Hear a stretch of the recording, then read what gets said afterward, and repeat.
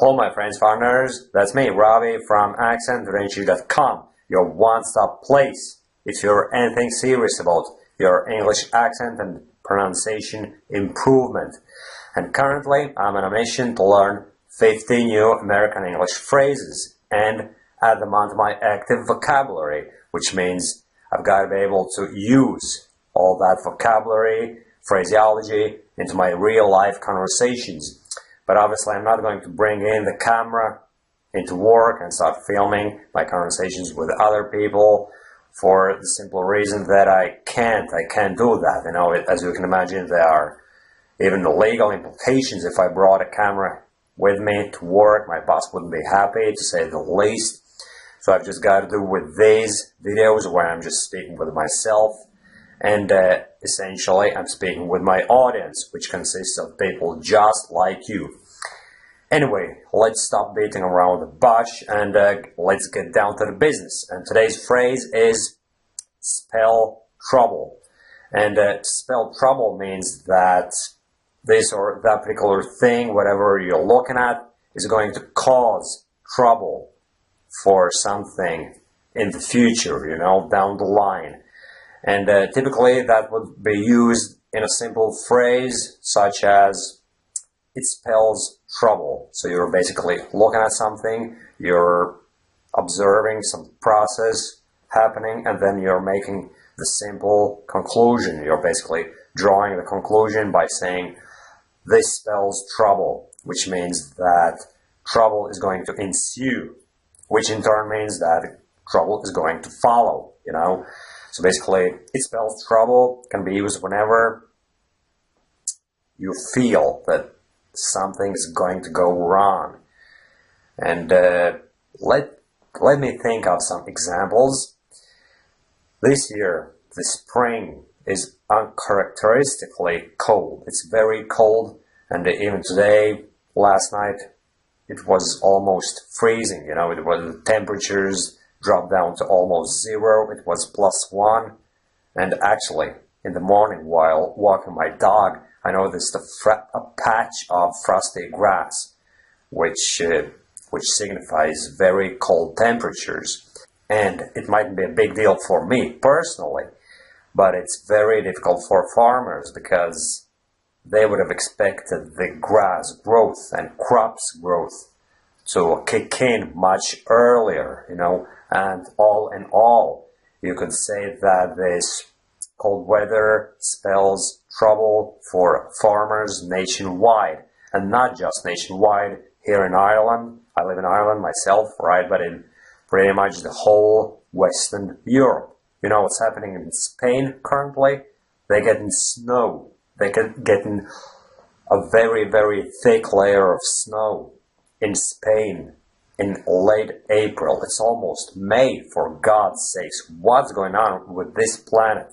The climate change is definitely going on. You know, there is some massive change ongoing, and I'm afraid that it spells trouble for the entire world's population. You know, no one is excluded.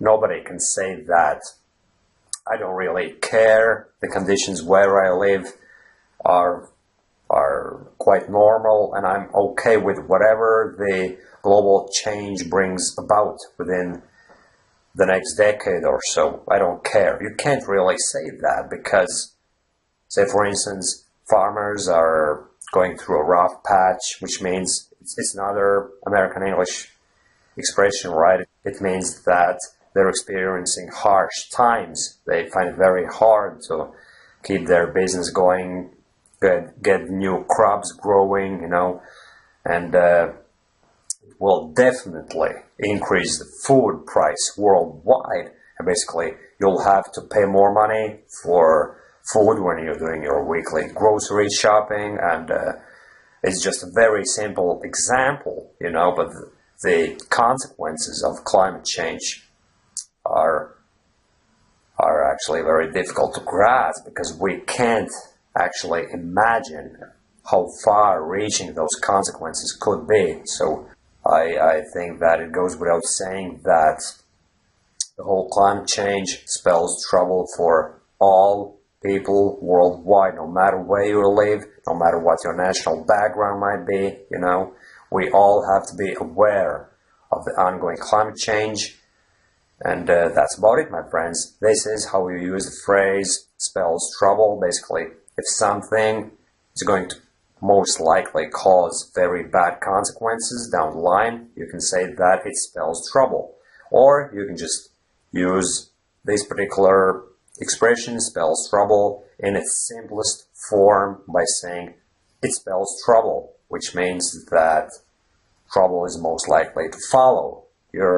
Say, for instance, you're observing some other guys perpetrating a crime, a felony, not necessarily a very hard crime, but they're breaking into not breaking into a store, but just stealing something. They're in a supermarket and they're stealing booze, which means alcohol. Even stealing a couple bottles of beer would be a felony, and you might be charged with that, and that record would stay with you for pretty much the rest of your life, and you're witnessing that act being perpetrated as we speak, right? And then you're saying it spells trouble because you're seeing the security guard on the other side of the store, and he is watching those guys in a camera, in a CCTV monitor, basically.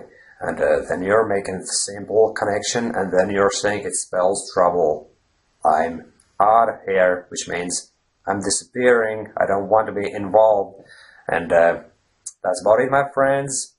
I hope you're going to follow these videos where I'm going to learn various English, to be more specific, American English phrases, even though I would draw a very distinct line between American phrases and general English phrases, because the simple truth is, my friends, American English phrases are recognized, they're used worldwide, and largely thanks to modern media, the Hollywood and the music industry, worldwide penetration cannot be denied, and basically more or less the entire English-speaking world would be using such and similar phrases. So I'm just saying American English phrases, but by and large they're used and understood anywhere on the planet, and I hear them used in Ireland on a daily basis, my friends. So you needn't be worried if you live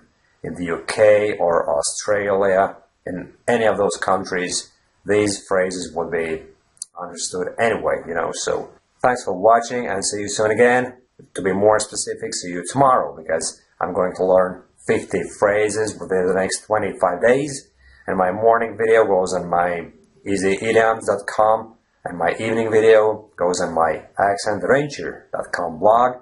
And basically half of these phrases, 25 videos, are going to be done in my normal accent, which is quite close to the American accent you're witnessing right now. It's just that I'm speaking with a very distinct American accent currently. I'm making sure I pronounce all the sounds in a proper American way. And obviously there'd be loads of people who would point out different flaws in the way I pronounce words, and I'm not really bothered, because I'm learning.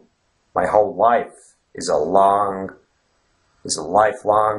learning process, and I'm quite well aware that I mightn't be able to speak just like a Native American probably ever. I'm going to die sounding like a foreigner, and I'm fine with that. What I'm aiming for is, I'm just aiming to be recognized as someone who can speak with the American accent, with the American pronunciation. That's all.